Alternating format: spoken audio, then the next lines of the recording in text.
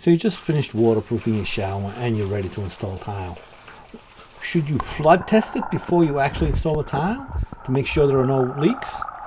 Well, I do that every time, and I've never had a leak. I've never had one fail a flood test. However, after the tile was finished and the shower was ready to be turned over, the plumbers have showed up and they turned the water on and there was a leak. However, because I flood tested my shower, my waterproofing, and the GC and the homeowner were aware of it and there were no leaks at the time, that prompted further investigation.